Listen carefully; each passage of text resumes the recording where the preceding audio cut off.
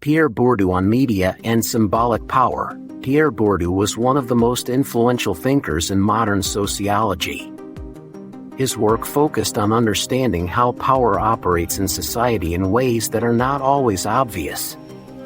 Many people usually think of power as something connected with money, political authority, or physical control. However, Pierre Bourdieu explained that power can also exist in symbolic forms. Symbolic power refers to the ability to shape how people think, what they believe is legitimate, and how they interpret reality. One of the most important institutions involved in the production and distribution of symbolic power is the media. According to Pierre Bourdieu, media institutions such as television, newspapers, radio, and digital communication platforms play a powerful role in shaping the way society understands the world. Media does not simply report events in a neutral way. Instead, it selects, organizes, and presents information through specific perspectives.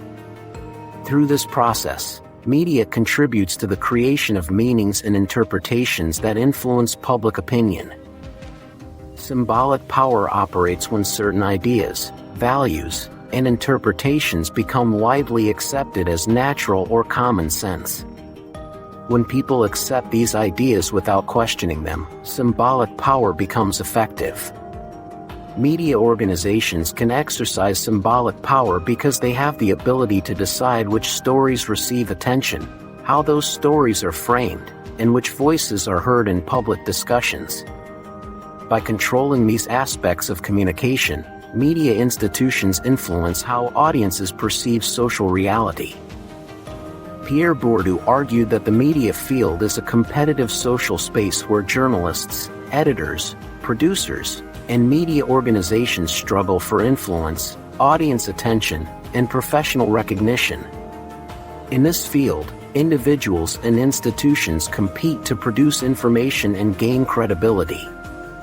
However, the structure of the media field is also influenced by economic pressures and political interests. Media organizations often rely on advertising revenue, corporate investment, and audience ratings.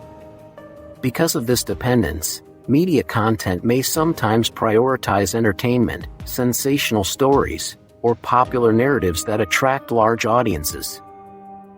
These pressures can shape the kind of information that reaches the public.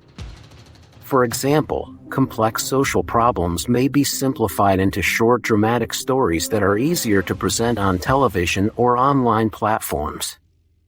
Important issues that require detailed explanation may receive less attention because they are considered less attractive for large audiences. As a result, the public may receive an incomplete understanding of certain social problems. Pierre Bourdieu also pointed out that media exposure can create symbolic authority. Individuals who appear frequently in media discussions, such as political leaders, experts, commentators, or celebrities, gain visibility and recognition.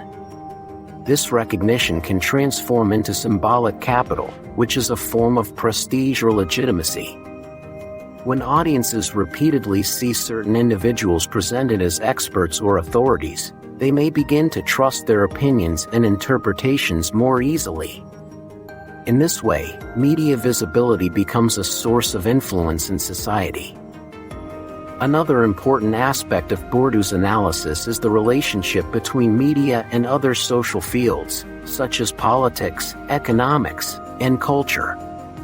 The media field does not exist independently.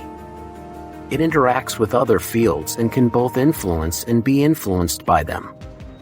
Political actors often rely on media coverage to communicate with the public, while journalists depend on political sources for information and statements. This relationship can create mutual influence where political narratives shape media content and media exposure shapes political success. Pierre Bourdieu believed that symbolic power in media becomes particularly effective when it appears invisible. People often assume that media simply reflects reality rather than constructing it.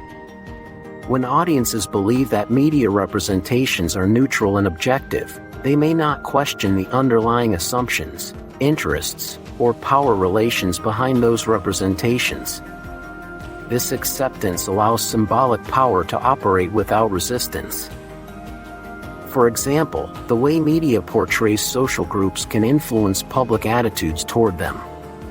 If certain communities are repeatedly associated with negative images such as crime, poverty, or conflict, audiences may develop biased perceptions about those groups.